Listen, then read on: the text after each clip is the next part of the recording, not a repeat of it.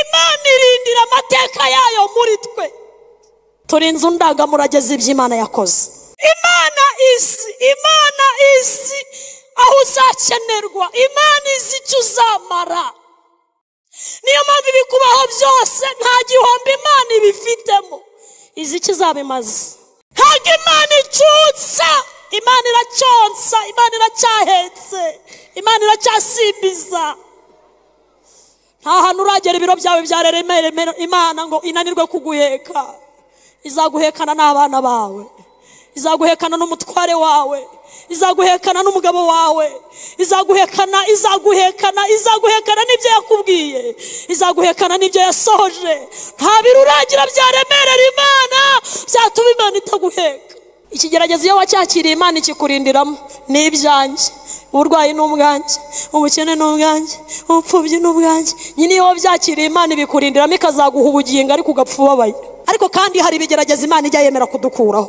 Ubwo atari mu ijuru bafatisha icyemezo humura ntacyo bizagutwara. Keretse ibyo bafatiye icyemezo nibyo bigira ingaruka. Ariko ibyo batafatiye icyemezo baba bafite n'uburyo bwo kubihindura. Haleluya! Imana ishimwe ko atari mu ijuru babifatiye icyemezo. Hari ibintu wasimbutse Imana ije kukugabira muri uyu mugoroba. Hari bitarakubayeho kubera systeme y'isi, ariko Imana iguhaye amahirwe ya kabiri. Imana ifite impozamarira. Imana iromora igasibanganya n'ibimenyetso by'inkovu. Ariko ndi Imana ifite amaboko itavogerwa nje kuvuna n'ugusigaye niko Uwiteka yavuze. Kubera ko hejuru y'amaboko yayo nta yandi maboko haba. Amaboko y'abarangi, amaboko y'amahembe, amaboko iri hejuru y'ibidufiteho ubushobozi. Ariko abizeye Kristo dufite imbaraga muri Yesu Kristo. Umutungo ukomeye abera b'Imana tugendana n'iki Imana yabivuzeho. Imana ifite ibyo yakoze ariko hari n'ibindi yiteguye gukora. Amen. Haleluya. Kwizera n'ukumenya rwo sibyiringirwa. Udashidikanya ko bitazasohora. Niko kuduhamiriza kw'ibyo tutabona tukabibone kure tukabyiringira. Amazina nitwa Joseline. Ndasaba umuntu uri kuri mixeri aduhere turu ntaziriho. Nitwa Joseline MUKATETE, ndi umukristo wo mu Gatenga kuri ADPR yaho. Ndashima Imana ko nongeye kugaruka imbere yanyu kandi nkagaruka nkikijijwe. Ijuru rikimfitiye icyizere kandi n'abayobozi b'itorero bakangirira icyizere. Imana ibaha umugisha. Haleluya. Turashimira abigisha batubanjirije bavuze Yesu neza uko ari. Reka natwe dukomerezeho mu masaha asa naho araye gusoza twumve icyo Umwuka Wera avugana natwe. Imana ibaha umugisha kwihanganana natwe kugira ngo dutegereze kumva icyo umwami ari busorezeho. Niwe wenyine ufite ijambo ryo gusoza. Hanyuma ndasaba ngo imitima yanyu n'uwanjye urimo, kuko nta muntu uba hejuru y'ijambo ry'Imana. Twese turi imbata zaryo. Kugira ngo Umwuka Wera adufashe kuvuga nk'uko Yesu yakabwirije ari kuri uru ruhimbi. Amen. Tubahaye intashyo z'abera aho twateraniye hose. Mwakira intashyo za bene so. Reka dusome amagambo y'Imana kugira ngo tuze gukoresha neza igihe cyacu. Itangiriro igice cya 20 murongo wa 10. Igitabo cy'Itangiriro igice cya 20 murongo wa 10. Dusome mu izina rya Yesu. Itangiriro 20 murongo wa 10. Aravuze ngo Abimeleki arongera abaza Aburahamu ati, wabonye iki cyagukoresheje ibyo? Murongo wa 11. Aburahamu aramusubiza ati, nuko nibwiraga ntashidikanya yuko nta aha hantu nta kubaha Imana guhari, kandi nanjye nari nzi ko bazanyica bampora umugore wanjye. Erega si mushiki wanjye, ni mwene data, ariko si mwene mama, kandi koko naramurongoye. Kandi ubwo Imana yankuraga mu nzu ya data ikanzerereza, naramubwiye nti iyo niyo neza uzajya ungirira, aho tuzajya tugera hose ujye uvuga yuko ndi musaza wawe. Abimeleki azana intama n'inka n'abagaragu n'abaja abiha Aburahamu. Aramusubiza ati amusubiza na Sara umugore we. Abimeleki aramubwira ati igihugu cyanjye kiri imbere yawe, utura aho ushaka hose. Abwira na Sara ati dore mpaye musaza wawe ibice by'ifeza 1000, nibyo bizaba ibyo gukinga mu maso yabo muri kumwe bose, ngukuyeho umugayo imbere ya bose. Aburahamu asaba Imana ikiza Abimeleki n'umugore we n'abaja be, barabyara, kuko Uwiteka yari yazibye inda zaba mu rugo rwa Abimeleki bose, abahora Sara umugore wa Aburahamu. Twese tuvuge ngo amen. Ndasoma ibitabo 4, dusome muri zaburi ya 32. Zaburi ya 32 umurongo wa 6 tugeze ku murongo wa 8. Zaburi 32 dusome umurongo wa 6 tugeze ku murongo wa 8. Aravuze ngo nicyo gituma umukunzi wawe wese akwiriye kugusengera igihe wabonerwamo. Nukuri umwuzure w'amazi y'isanzure ntuzamugeraho. Ni wowe bwihisho bwanjye, uzandinda amakuba n'ibyago, uzagotesha impundu zishima agakiza. Nzakwigisha nkwereka inzira unyura, nzakugira inama, ijisho ryanjye rizakugumaho. Twese turavuga ngo amen. Dusome mu butumwa bwiza ko bwanditswe na Matayo igice cya 14 umurongo wa 29. Matayo 14, ubutumwa bwiza ko bwanditswe na Matayo 14 umurongo wa 29. Aravuze ngo, aramusubiza ati ngwino. Petero ava mu bwato agendesha amaguru hejuru y'amazi ngo asange Yesu. Ariko abonye umuyaga ko ari mwinshi aratinya, atangiye kurengerwa, arataka ati databuja nkiza. Uwo mwanya Yesu arambura ukuboko kwe aramufata, aramubwira ati yewe ufite kwizera guke we, niki gitumye ushidikanya? Baratambuka bajya mu bwato, umuyaga uratuza, abari mu bwato baramupfukamira, baramubwira bati nukuri uri umwana w'Imana. Nuko bamaze gufata hakurya bagera imusozi mu gihugu cy'i Genezareti. Abaho baramumenya, batuma muri icyo gihugu cyose bamuzanira abarwayi bose, baramwinginga ngo bakore ku nshonda z'umwenda we gusa. Abazikozeho bose barakira. Tuvuge ngo amen. Ndasoreza mu rwandiko rwa 2 rwa Paulo yandikiye Abakorinto igice cya 1 umurongo wa 10. Rwandiko rwa 2 Paulo yandikiye Abakorinto igice cya 1 umurongo wa 10. Ni amagambo abitorero bazi cyane. Rwandiko rwa 2 Paulo yandikiye Abakorinto igice cya 1 umurongo wa 10. Haravuze ngo yatorokoye urupfu rukomeye rutyo, nanone iracyaturokora, kandi twiringira ko izakomeza kuturokora. Twese tuvuge ngo amen. Abari imbere y'Imana munyikirize haleluya. Hari igihe umwuka wo kuririmba ajya nzaho cyane, ntago ari buri munsi, kubera ko ntago iby'Imana njya mbiharara, ndumva naririmba. Amen. Muremera muririmbane nanjye, ni turirimba indirimbo muzi, turirimbane n'umwuka wera kubera ko atanze icyo cyifuzo. Mana nduburira amaso yanjye ku misozi, mbega utabarwa kwanjye kwava he mubimbwire? Kuwiteka niho guturuka, ku Mana yaremye ijuru n'isi. Kuwiteka niho guturuka, ku Mana yaremye ijuru n'isi. Izemera kwibirenge byawe biteguza ikurina ntabwiunikira bisinzira Imana iri yabisira ihora riri maso nisizi Imana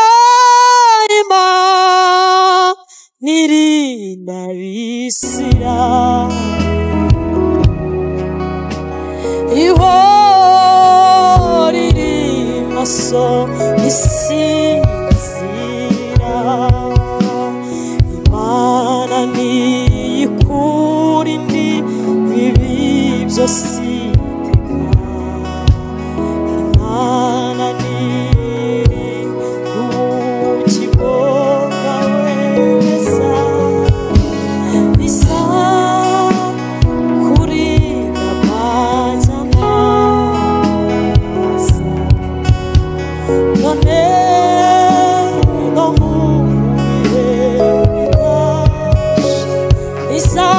Kurina isa kurina majama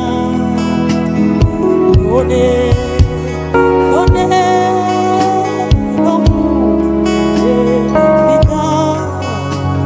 isa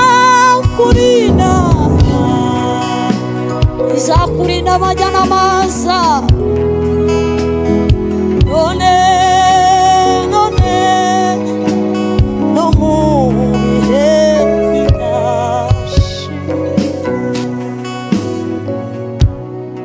Hallelujah.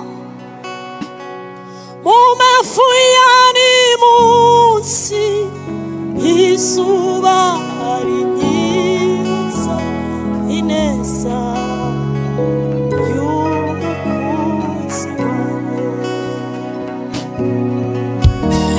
akangero k'iminsi ntikabishobora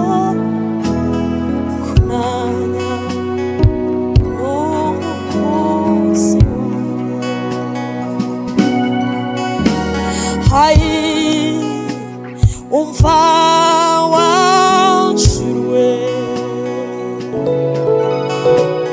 juhora unyibutsa ya magambo mu bihe by'imanza mu magambo y'ibinyoma n'umukunzi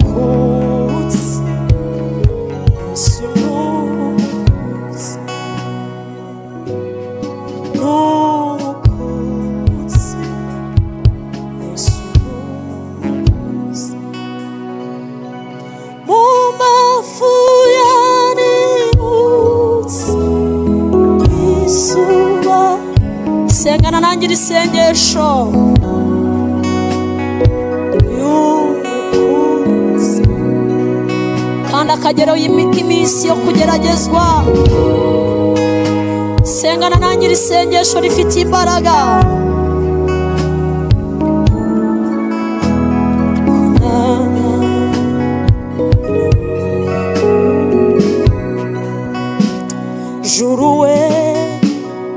juruwe tegeka byose biremera juruwe tegeka byose reka twinginge Imana itegeke muri uyu mugoroba juruwe tegeka byose Imana yamaye amagambo afite intego ivuga ngo kuko Imana izaho uzagira umumaro niyo mpamvu iguhozaho ijisho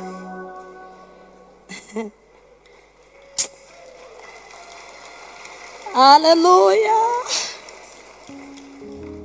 kuko Imana izi aho uzagira umumaro kuko Imana izi aho uzakenerwa kuko Imana izi igihe uzaba ukenewe Imana izi aho uzagira umumaro, niyo mpamvu iguhozaho ijisho. Utise ko iminsi irimo iransiga, ko ibihe birimo biranjyana, ibyo ntago bireba Imana. Imana ni nyir'ibihe, kuko izi aho uzagira umumaro, niyo mpamvu iguhozaho ijisho. Imana ni inyembaraga, Imana ni inyabushobozi, Imana ni inyabubasha. Ibintu byose biyigize, buri gace kose kayigize gafite icyo katumariye.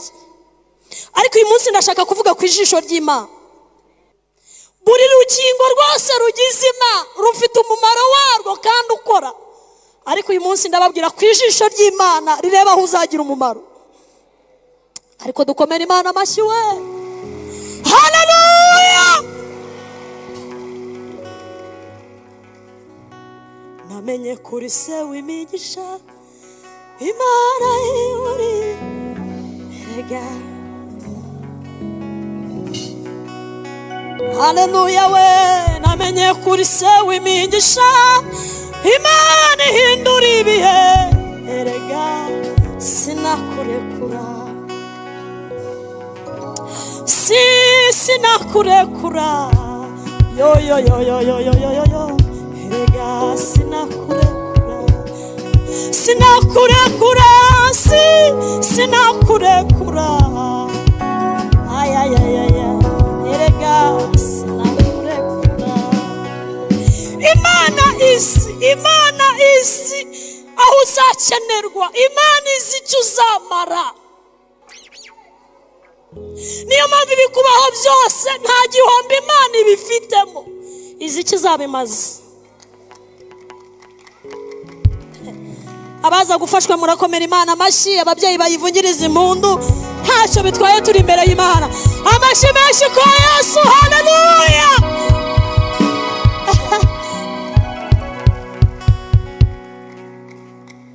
Turi ahantu hari imbaraga eshatu zikomeye udashobora kwikuramo, udashobora kwinyagambura udafite ijisho ry'Imana. Kandi ibyo bintu uko ari bitatu twese tubihuriyeho, utagira ngo hari umuntu utabifite. Icya mbere ni isi ifite imbaraga ku buryo nta n'uwundi mugabane Imana izakuremera ngo ubemo, ahubwo ijisho ryayo rizakurindiramo. Nta handi hantu, nta wundi mubumbe uzajyaho, nta marise, nta venise, nta handi uzajya. Naho uri ikiremwa cyaremewe kuba inaha, ariko ijisho ry'Imana rikurindira inaha. Isi ifite ibintu bine bikomeye umwuka wera yamijuriye cyangwa bitatu. Icya mbere ni systeme ihindagurika. Systeme ihindagurika. Ibyariho muri 80 sibyo biriho muri 2025. Systeme irahinduka. Ibyariho mu 2000 sibyo biriho muri 2025, sinabyo bizakomeza muri 2026 cyangwa 30. Systeme y'isi igomba guhinduka. Ariko ijisho ry'Imana ripenetra, ryinjira muri systeme. Imana ikavanga abo navuganye nabo ndabazi. Ntacyo wakora ngo ureke kubuza isi gukora ibyo igomba gukora, ntacyo wakora. Systeme y'isi irakomeza, ariko abo yavuganye nabo ibarindira muri systeme. Icya kabiri ni ihindagurika ry'ibihe. Ihindagurika ry'ibihe ntacyo wakora ngo ubure ibihe bireke guhinduka. Uyu munsi haba hari izuba, ejo hakaba hari imvura. Uyu munsi haba hakonje, ejo hakaba harashyushye. Ntacyo wakora ngo ibihe bireke guhinduka. Uyu munsi uba ufite umugabo, ejo ugapfakara. Ejo uba ufite umugore, ejo muri bikanga. Uyu munsi umuntu aba afite ababyeyi, ejo bakarangira. Ihindukagurika ry'ibihe ntacyo wakora. Ariko Imana inyuza ijisho mu ihinduka ry'ibihe, ikavanga abo navuganye nabo ndabazi. Icya gatatu kirimo gifite imbaraga mu isi ni ihindagurika ry'abantu. Wari ukomeye none ejo aroroha, wari woroshye none ejo arakomera. Ihindagurika ry'abantu. Uyu munsi wizera ukomeye, ejo akavaho hagamagara abandi utaruzi, ariko abavuganye n'Imana. No mu ihindagurika ry'abantu, systeme y'isi ibintu byahindutse, Imana inyuzamo ijisho ikavanga abanye ndabazi. Izo ni imbaraga z'isi. Izi mbaraga z'isi ntacyo wazikoraho, nta nicyo wahindura, na bya bindi twize muri geography ngo ratere turne autour d'iki, ntacyo wahindura n'ibintu Imana yaremye. Icya kabiri gifite imbaraga utazacika keretse ijisho ry'Imana rikuriho, n'uwo mubiri wambaye. Urawusiga se ushyire n'ubutura Imana yagushyizemo ntacyo wabihinduraho. Mu mubiri umwuka wera yampishuriyemo ibintu bikomeye nka bine umubiri ujya uhura nabyo bikazengerera, umubiri ukazengerera. Ni icyitwa indwara. Ntacyo wakora ngo wirinde indwara, ntacyo wakora ngo indwara ibure kuza. Ariko umuririmbyi yaravuze ngo ntihazabura intambara, ntabwo amahoro azahora, keretse Yesu atsembe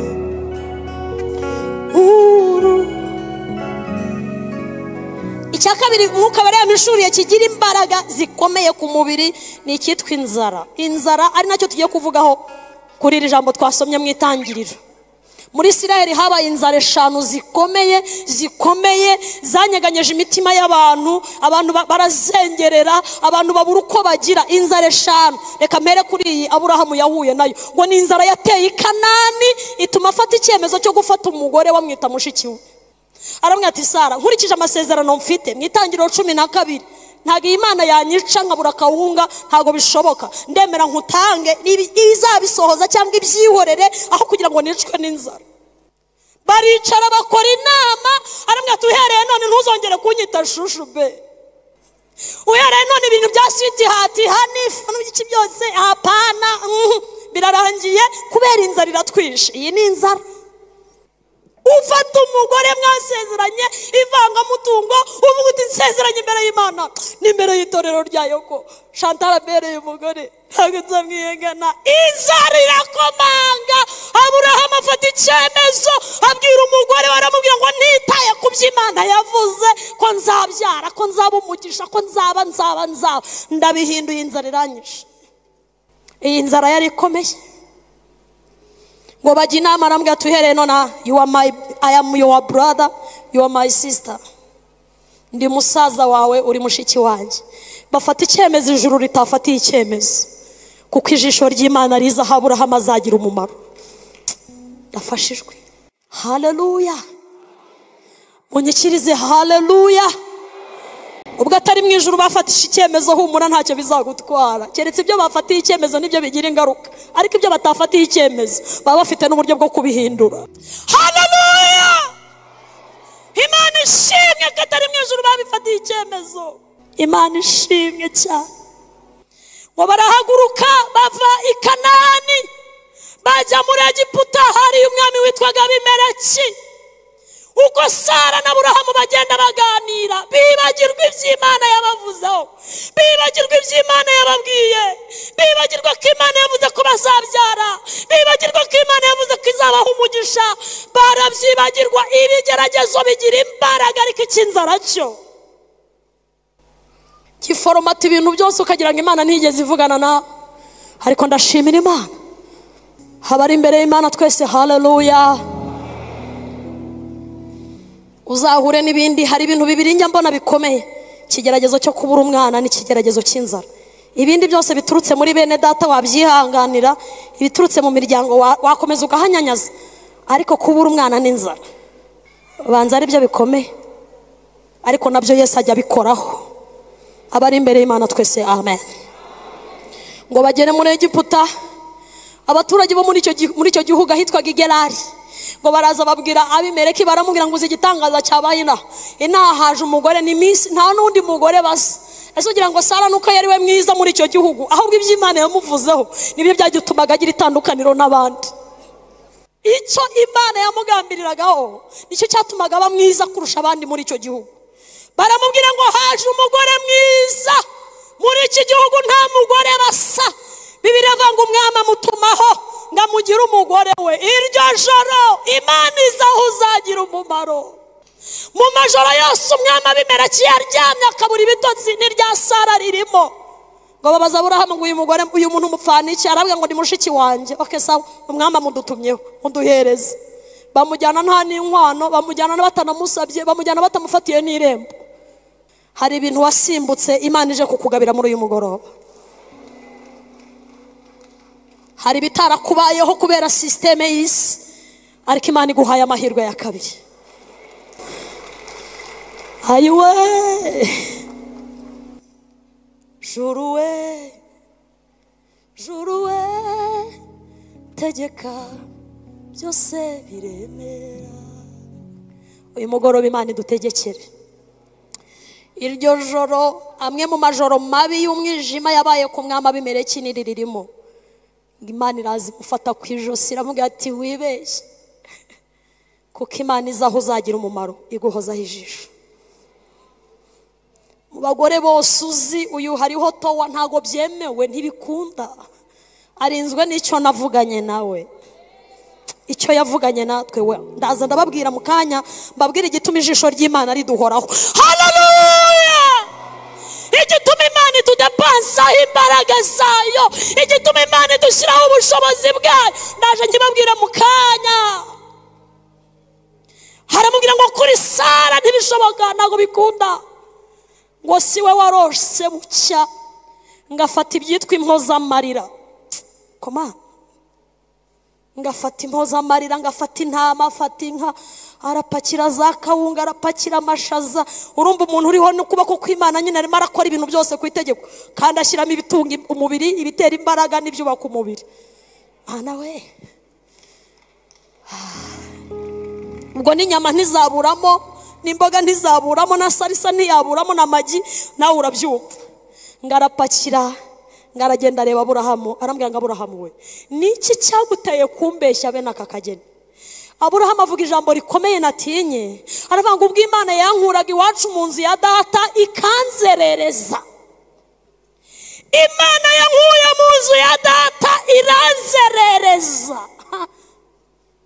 Amagambo yo gutuka Imana no kwivuga nta, ariko Imana ni nyembabazi, Imana igira ubuntu. Yankuye mu nzu ya data iranzerereza.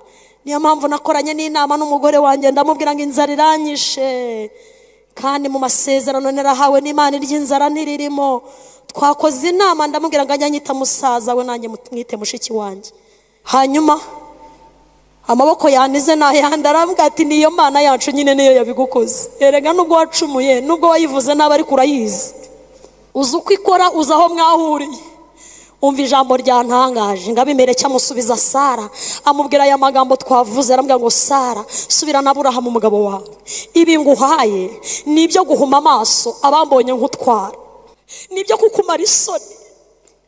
Imana ifite impozamarira, sinzi uko ubigenza, sinzi n'uko ubikora,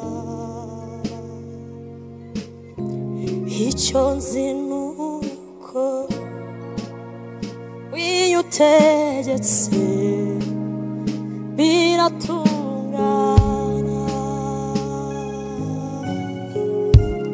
Hari ukuntu bikora, iyo utegetse biratungana.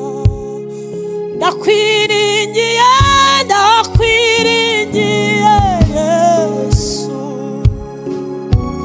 Haleluya. Nise ijambo ryawe, ndakwiringiye, ndakwiringiye Yesu. Nise ijambo ryawe, kuko iyo ubuze, kuko iyo ubuze rimwe gusa biratu. Haleluya. Haramubwira ngo Aburahamu we, nguyu Sara wawe, ariko simuzanye wenyine, muzananye n'impozamarira, muzananye n'impozamarira. Inzara ifite imbaraga ku buryo ijisho ry'Imana ritakubayeho watakaza ibyiringiro. Icya gatatu Imana yambwiye gifite imbaraga gishobora gutuma abantu batakaza ibyiringiro uretse ijisho ry'Imana ribahoraho, ni imbaraga za Satani. Mu mbaraga za Satani umwuka wari yamishuriyemo ibintu bine bikomeye. Icya mbere ni imbaraga z'ibitagaragara. Paulo yabwiye Abefeso igice cya 6 umurongo wa 10, yaravuze ngo ariko twebweho turwana n'ibidafite umubiri n'amaraso, ibintu bya hano mu kirere. Mwambara intwaro zose z'Imana kugira ngo mubashe guhagarara mudatsinzwe n'uburiganya bwa Satani. Ni imbaraga zitagaragara, ariko ab'Imana yashyizeho ijisho ryayo bazarwana n'izi imbaraga kandi bazanesha. Icyakabiri gifite imbaraga gihedinzwe cyangwa kiyobowe n'uyu mugabo ni imbaraga z'idini. Imbaraga z'idini nazo zifite akantu kari ahantu muri kwe kameze ukuntu. Imbaraga z'idini nazo zirakomeye kubera ko benshi bazarimbuka babone n'ubugingo kubera baheranywe n'idini ntibaheranwa na Kristo. Icya gatatu ni umwuka w'ubuhanuzi bw'ibinyoma. Imbaraga z'umwuka w'ubuhanuzi bw'ibinyoma nazo ziyobowe na Satani. Umuhanuzi w'ibinyoma, abantu babeshyera Imana ngo yavuze kandi itavuze. Umuhanuzi w'ibinyoma nawe afite imbaraga tudafite umwami Yesu yadushobora. Icya kane ni umwuka wa Antikristo. Antikristo ni umuntu wese uhakana umusaraba, uhakana kuzuka kwa Kristo no gupfa kwa Kristo no kuzuka kwe. Imbaraga za Antikristo nizihakana umurimo Yesu yakoreye ku musaraba. Iki nacyo kiyobowe na Satani kuko abizi neza ko yadufatiye ku musaraba badushoboye, ariko abizeye Kristo dufite imbaraga muri Yesu Kristo. Abari imbere y'Imana, haleluya. Bibiliya yavuze ngo Petero abonye Yesu agendesha amaguru hejuru y'amazi ngo babanza kwikanga ngo ni umuzimu, ariko uko Yesu yagendaga begera ngo bamenye ko ari we. Petero yamubwiye ngo niba ari wowe Yesu ndakwinginze mpamagara nanjye nse. Birava ngo Petero ava mu bwato ajya kureba Yesu ngo agendesheje amaguru ngabona birakunze.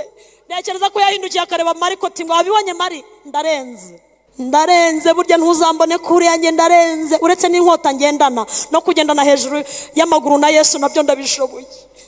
Ngatangira kucogora mu mutima, atangira kunanirwa, ngabonye agiye kurengerwa kuko ijisho rya Yesu rimuhoraho. Abari imbere y'umwami, haleluya. Ngarataka ngo databuja nkisa, Imana ibaha umugisha ko mwaje gutaka ngo Imana ibakize.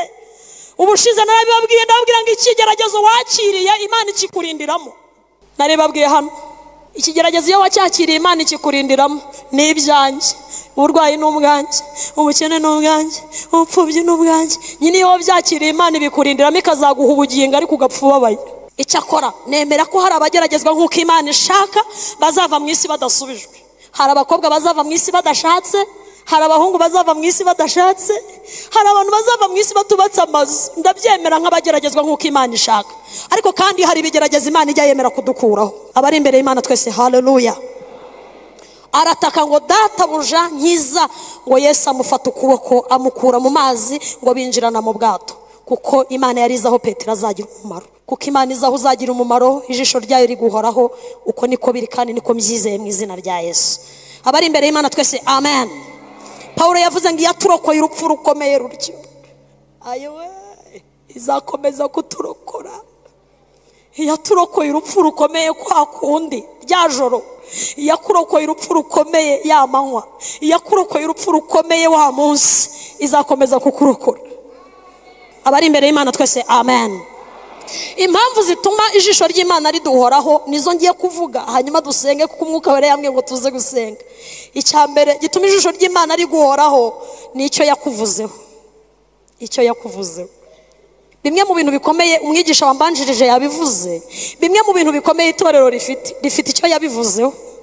Umutungo ukomeye abera b'Imana tugendana n'iki Imana yabivuzeho. Uzi kugira umugore Imana yavuzeho, uzi kugira umugabo Imana yavuzeho, uzi kugira abana Imana yavuzeho, uzi gucuruza Imana yarabivuzeho, uzi gutura muri uyu mujyi Imana yarabivuzeho, uzi kubyara Imana yarabivuzeho, uzi kwiga Imana yarabivuzeho, uzi kurya Imana yarabivuzeho. Haleluya. Icyo yabivuzeho nicyo gituma ijisho ryayo riduhoraho. Icyo yabivuzeho. Karebu Imana yari ifite icyo yabivuzeho. Petero Imana yaramubwiye ngo nzaguha urufunguzo, nzaguha imbaraga, nzakugira inkingi, nzakugira urutare, nzubaka itorero ryanjye. Icyo yabivuzeho rero nicyo gituma Imana iduhozaho ijisho. Ndafashijwe. Icya kabiri, kubera ko Imana itagikora ibintu igice, nicyo yabikozeho ubwacyo kiri muri process, ntishobora kwemera kirangira kitarangiye neza. Imana ishobora gukora ibintu ntibikore ku mwuzuro kubera ko irimo irategura igihe izabikorera ku mwuzuro. Amen. Abari imbere y'Imana, haleluya. Imana ishobora gukora ikintu igasigamo gap, igasigamo umwanya w'igihe izongera gukorera ibindi. Ndafashijwe. kubera iki? Imana irindira amateka yayo muri twe. Ayowe, Imana irindira ibyo yakoze muri twe. Icyambere, Yesu yaraducunguye, biremera, birakunda. Arindiye icyo yavuganye natwe kutugeza mu ijuru, biracyari process, ntago birashirayo. Aturindanye nabyo kugira ngo azatugeze tudafite ikizinga cyangwa umunkanyari. Abari imbere y'Imana twese haleluya. Icyo yabivuzeho ni kimwe n'icyo yabikozeho, kuko Imana irindira amateka yayo muri twe. Turi inzu ndangamurage z'iby'Imana yakoze. Zaburi ya 89 ndumva ari umurongo wa 32 uravuga ngo mbonye umugaragu wanjye Dawidi mwimikishije amavuta yanjye yera. Kuba naramugize umwami ntibihagije gusa, ahubwo mfite n'inshingano zo kumurinda. Nzamurinda, inkota y'umwanzi we ntizamugeraho, kandi umwanzi namutungura nzamukiza. Imana ifite ibyo yakoze, ariko hari n'ibindi yiteguye gukora. Abari imbere y'Imana twese haleluya. Ibya bindi yakoze ibitse mu nzu ndangamurage yayo ariyo wowe, ifite imbaraga zo gukomeza kubirinda, ikarinda amateka yayo muri twe. Ndafashijwe. Icya gatatu, niyo yonyine ifite ubushobozi kubiturusha ubushobozi. Niyo iri above, iri hejuru y'ibidufiteho ubushobozi. By'ukuri nta muntu utagira umuntu umuri hejuru. Ndabisubiramo, nta muntu utagira umurusha amaboko. No mu rugo niko bimera. Abana baba munsi cyangwa habanza bwo niba abantu badufasha uturimo two mu rugo, hagakurikiraho abana, hagakurikiraho mama, hagakurikiraho papa, n'ibindi bigakomeza. Nta muntu ubaho mu isi utagira umuba hejuru. Ako kantu murakumvise? Haleluya. Narimvuze ngo uko Umwuka Wera mbwiye, nta muntu ubaho mu isi bigaragara utagira umurusha ubushobozi. Ariko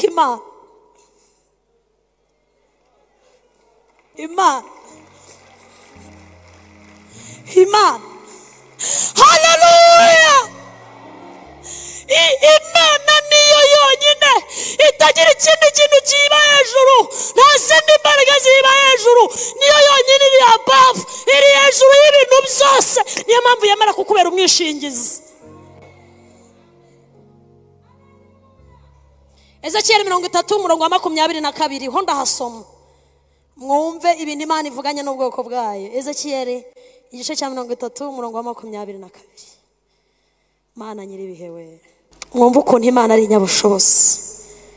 Ezekiel 30 umurongo wa 22. Mana we wakoze kuntumira Yesu. 30 umurongo wa 22 uravuze ngo nicyo gituma umwami w'Uwiteka avuze ati, dore nibasiye Farawo umwami wa Egiputa, nzamuvuna amaboko yombi. Komana kuvuna mvunye, uko nabanje kuvuna mvune no gusigaye kugikomeye, kandi inkota iri mu kuboko kwe nzayigusha hasi. Haleluya. Iyo Bibiliya ivuze umwami wa Egiputa, ushobora kuba wumva ari ibintu byoroshye, kandi Imana ivuze umwami wa Egiputa ibivuze system. Hejuru y'ukuboko kw'Imana nta kundi kuboko kuri, ahubwo ukuboko kw'Imana kurwanya andi maboko aduhagurukira. Hari korari ya hano igiririmba ngo,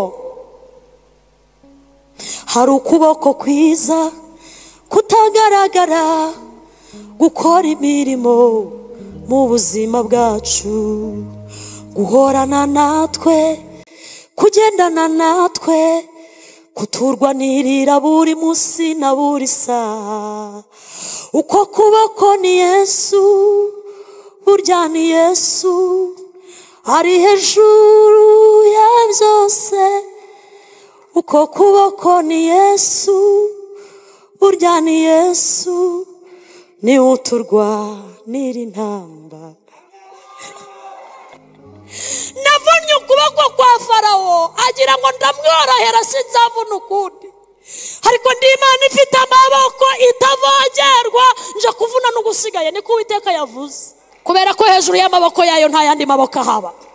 amaboko y'abarangi, amaboko y'amahembe, amaboko, ibyo bintu bibaho mutazagira ngo ni blague. Ihembe ntiritinya imbwa, ntiritinya umuriro, ntiritinya umuzamu, rirasesera rikinjira mu gitanda cyawe wiguriye, ariko hejuru yabyo hari amaboko abiruta.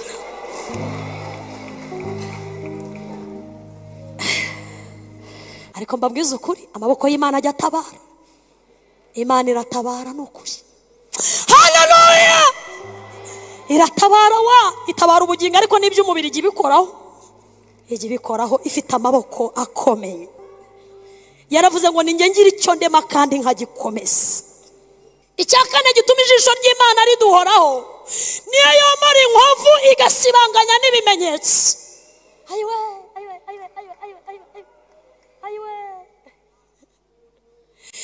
Imana iromora igasibanganya n'ibimenyetso by'inkovu. Abari imbere y'umwami, haleluya. Aromora Yesu afite ibintu by'ibyomozo, Mana we, kandi afite ukuntu akubaga, akakubaga nahuhaho, ukajya wumva iyo operasiyo irimo iragenda neza.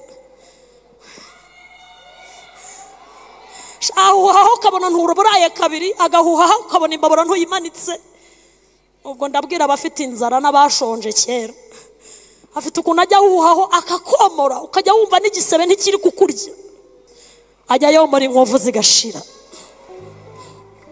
Uzahura n'ahantu akubwira ngo nari umugore umaze imyaka myinshi utabyara, ariko none wari ingumba byaye 7. Aromora agakuraho n'inkovu,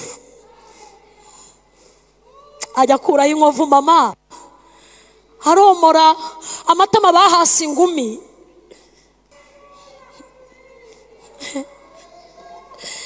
aromora na yamenyo bagukuye, wajya useka tukagira ngo ni inyinya, kandi kumbe hari ikintu cyabaye hariya hepfo.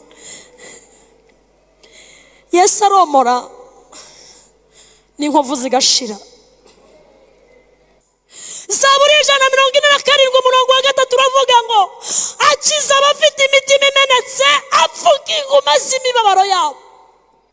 Akiza abafite imitima imenetse, ajya bajyana mu cyumba cyabonyine. Ntago Yesu yakora ikosa ryo gukora operation mu bandi bantu, ntashobora, ntazaguteza abantu, akujyana mu cyumba cya wenyine.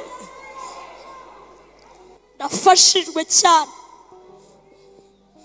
akushyira mu cyumba cya wenyine, maze ukamubwira uti maze 38 ku kidendezi, ari nta muntu njugunyamo Yesu, narakubititse, narababaye, izuba rya hano, imvura ya hano ntayuzi. Akakubwira ngo ngende utamarayika, hagurukana uburiri bwawe wikorera utahe. Aromora n'inkovu zigasibangana, akiza abafite imitima imenetse, apfuka inguma z'imibabaro yabo. Ndafashijwe umunsi, ndavuga nitonze cyane. Ayiwe, haleluya. Munyikirize haleluya. Abari imbere y'Imana, haleluya. Aromora we, uzahura n'abakujyanye mu cyumba yateganyirije imfubyi, akubwira ngo mbwira byose, akubagireyo, akubaza icyo ushaka, uzamubwira uti ndashaka kumbera data. Afite icyumba cy'abagiramo abantu be. Ayiwe, afite ukuntu ajya akora operasiyo mu ibanga, tugahura useka. Niyo mpamvu Dawidi yavuze ngo ahari kurira kwararira umuntu nijoro, ariko bwacya mu gitondo. Kandi ndabona hari abantu benshi hano Yesu yomoye n'inkovu zirasibangana. Abo nibamukomera amashyi kuko arayakwiriye. Abo nibamukomera amashyi kuko arayakwiriye.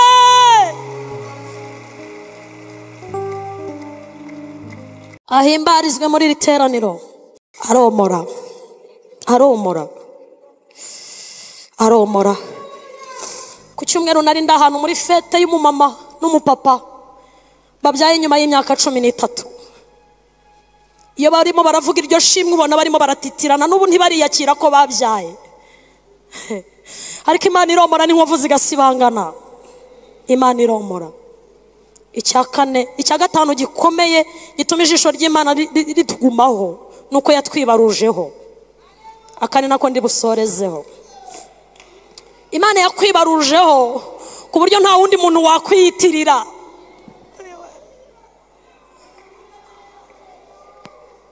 Nta kindi kinyabuzima, nta kindi kinyabugingo cyakwiyitirira. Niyo mpamvu yavuze ngo nzababera Imana, nzababera data, nabo bazambera ubwoko, bazambera abana. Imana yakwibarujeho mama. Utise ko imvi zabaye uruyenzi, yaravuze ngo imvi zizarinda ziba uruyenzi nkibahetse ku mugongo. Imana ntiracutsa. Ntabwo Imana icutsa. Imana iracyonsa, Imana iracyahetse, Imana iracyasimbiza. Nta hantu uragera ibiro byawe byareremere Imana ngo inanirwe kuguheka. Izaguhekana n'abana bawe, izaguhekana n'umutware wawe, izaguhekana n'umugabo wawe, izaguhekana n'ibyo yakubwiye, izaguhekana n'ibyo yasohoje. Nta biro uragira byaremerera Imana byatuma Imana itaguheka, kuko Imana izaho uzagira umumaro. Niyo mpamvu Imana iguhozaho ijisho. Ndashaka ko dusenga, ndasoje iby'umwami yari yantumye n'ibyo, sinarenzaho nta nubwo nagabanyaho. Umwami yambwiye ngo muri iri teraniro ry'uyu munsi kuwa gatatu uku kwezi mbabwire ngo kuko Imana izaho muzagira umumaro, niyo mpamvu ijisho ryayo rigiye kubagumaho. Mwizere ibyo, mubyiringire. Imana ni Imana yo kwizerwa. Niyo nshaka ko dukomera Imana amashyi nk'ituro ry'ishimwe. Ababyeyi bayivugiriza impundu cyane. Haleluya, haleluya, haleluya, haleluya. Ndumva naririmbira umuntu umaze umunsi ku musozi, hamuririmbira indirimbo numva Umwuka Wera amaye nk'ikifuzo ko nayikuririmbira, kuko Umwuka Wera yambwiye ngo hari abantu batekereza ko ijisho ryanjye ryabavuyeho, ariko ugenda ubabwire ngo baracyamfitiye umumaro kandi icyo nzabamaza kirahari. Ugenda ubabwire ngo ijisho ryanjye riracyari kuri bo. Reka nkuririmbire indirimbo numva Umwuka Wera amaye. Nta marira nabonye atahoza, nta gahinda nabonye atamara, nta gikomere na kimwe atomora. Nukuri Yesu arashoboye. Nta marira nabonye atahoza, nta gahinda nabonye atamara, nta gikomere na kimwe atomora. Nukuri Yesu arashoboye. Icyo atarakora si cyo cyamara imbaraga zo gushima, kuko ibyo yakoze nibyo byari bikomeye. Nawe dufatanye kumushima.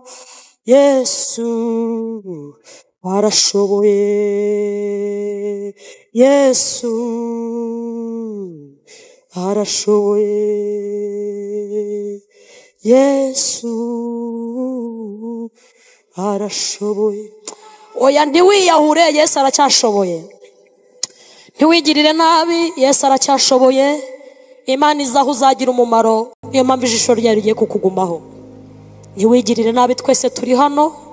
Ntiwigirire nabi, hari abagore bategereje Imana ibagirira neza bari hano.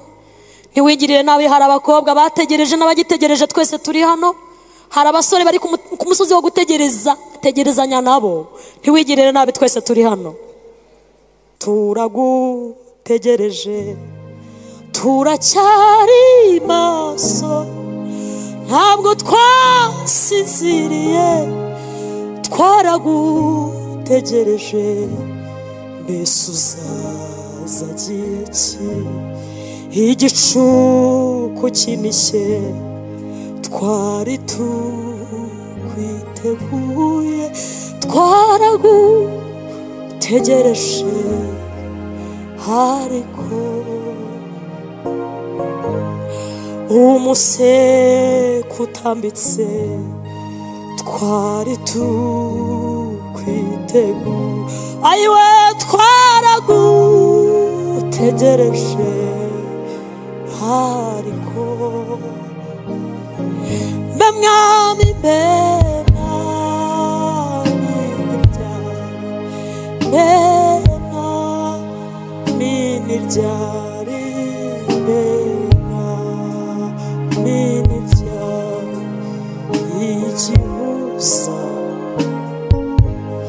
ndashaka gusengana n'abantu bategereje Imana mu gitondo ntibayibona, bayitegereza saa 4 babona ntije, barakomeza bazageza saa 9 bagira ngo ntizaza, ariko huwo muri Imana izaza. Yaraje kwantuze no kwantuze yarahageze, nawe Imana ntizareka kukugirira neza. Ndabizi ko mwandikiye Imana ibyifuzo, abanditse n'abandikiye Imana mu mitima, twese duhaguruke tubwire Imana ngo turagutegereje, turagutegereje, uzaza igihe cy'Imwami. Nyamara zaza ku ngoma ye, haya makuba yambareho, dumure dutegereze icyamuka zudatinze.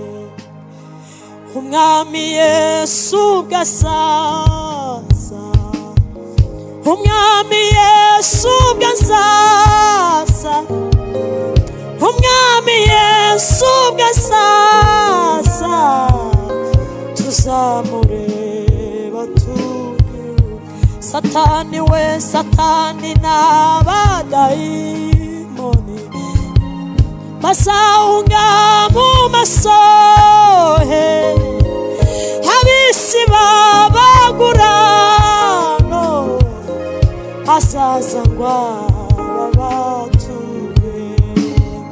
kandi amahoro azatwara isi, hazaca intambara zishire, ahindura ibi byose bishya, icyamakaza nati.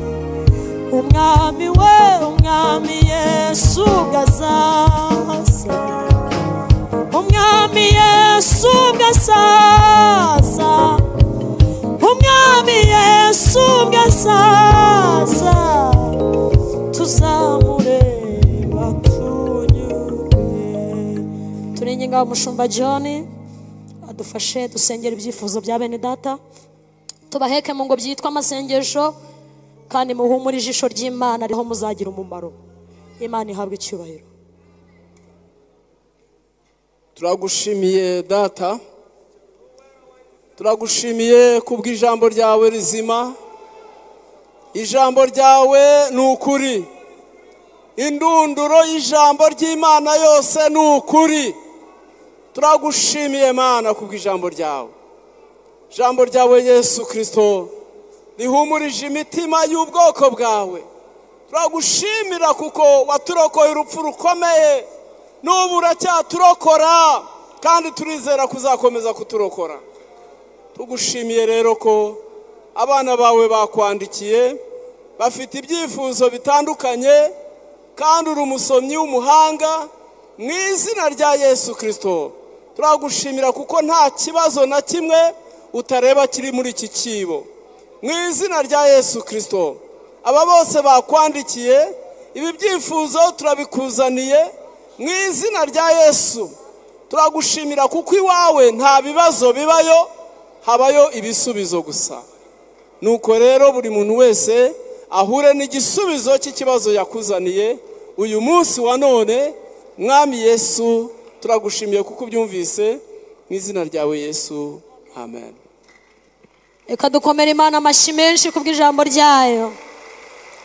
Hanyuma ndifuza ko mwarimu Karisa adufasha gusenga, tugasengera igihugu cyacu, tugasengera itorero n'imiryango yacu. Mbese murumva twabisengera hari icyo bitwaye? Dusengera igihugu cyacu Imana yaduhaye, dusengera itorero n'abacu. Mana data, tugushimiye umurimo watangije mu itorero, tugushimiye urukundo rwawe.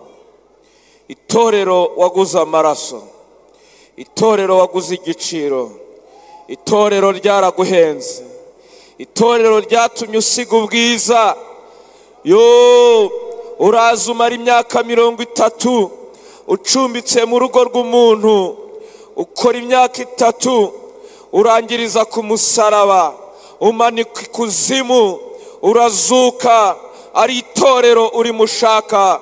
Turi gushyize mu maboko, turarikweretse mwami, turarikweretse mu Rwanda, turarikweretse i Burundi, turarikweretse muri Congo, turarikweretse i Uganda, turarikweretse muri Tanzania, turarikweretse muri Kenya, mu biyaga bigari, muri Afrika yose, muri Amerika yose, mu Burayi bwose, muri Aziya na Oceania, aho hose itorero turarikweretse. Mana, watanze umwana wawe kubw'iryo torero, turarikweretse. Umubi ararirwanya, Satani ararirwanya, akora mu buryo bumwe n'ubundi, akorera mu batumvira, ariko turarizamuye, turarikweretse. Wasezeranye ko n'amarembo y'ikuzimu ntacyo azaritwara. Rirwanire intambara. Dore abantu bateje imidugararo bagira ngo barwanye itorero, barwanye uwo wasize, ariko turarirwaniye. Kuri uyu munsi turarizamuye imbere yawe kugira ngo urirengere ibizira byo kwinjira muri ryo. Twirukanye umwuka w'ubutinganyi mu itorero, twirukanye umwuka w'ubusambanyi, twirukanye umwuka wo kuryinjirana ngo ryivange n'isi, rise n'isi, rimere nk'isi. Oya mwami, uhereye kera kose itorero riba mu isi, ariko isi ntiribamo. Twirukanye isi mu itorero, twirukanye isi mu itorero, twirukanye isi mu itorero, mu izina rya Yesu, mu izina rya Yesu. N'imitekerereze y'isi, n'imigendere y'isi, n'imivugire y'isi, n'imikorere y'isi, reka itorero ribe ukwaryo, rimere ukwaryo, rivuga ukwaryo, rigenda ukwaryo, ribeho ukwaryo, rirya ukwaryo, ryambara ukwaryo, risiga ukwaryo, uko wabigambiriye nuko wabyubatse. Turabigusabye Data. Dusengeye igihugu cyacu kiri kwitegura abashyitsi benshi. Dusabye umutekano mu nkiko zose, dusabye umutekano mu mihanda yose, dusabye ko abazakizamo bazagubwa neza, bakaba amahoro mu gihugu kandi bagataha amahoro. Dusengeye abashyitsi kizakira ngo bazagubwe neza, nta burwayi, nta kibazo, bagubwe neza. Ibyo bazarira mu gihugu bibagwe neza, ikirere kibagwe neza, imihanda ibagwe neza, aho bazarara bagubwe neza. Kandi iki gihugu cyakiriye ubutumwa bwiza, reka ubutumwa bwiza buzakore kuri abo bashyitsi mu buryo bumwe cyangwa ubundi. Ubutumwa bwiza bubagereho, batahana ijambo twakiriye ry'ubugingo, batahana ijambo twakiriye ry'ubugingo. Mu izina rya Yesu dusengeye n'akarere kose n'isi yose, tuyisabiye umutekano. Mu burasirazuba bwo hagati tuhasabiye umutekano, dusabye umutekano mwami, abantu bagubwe neza. Mu bihugu duturanye ibidukikije bigira umutekano, Afurika yose igira umutekano, isi yose igira umutekano. Amaraso y'abantu ye kugumya kumeneka mu ntambara z'uburyo bumwe n'ubundi. Turagushimye Data, tubisabye mu izina rya Yesu Kristo, amen.